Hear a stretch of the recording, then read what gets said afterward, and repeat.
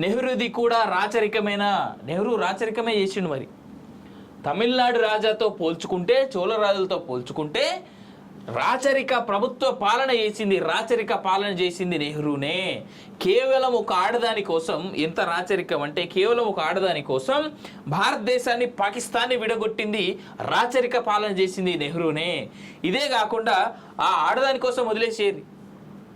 Mount baton, Edwina Mountbatten కోసం India పాకిస్తాన్ని విడగొచ్చారు. ఇది అయిపోయిందా?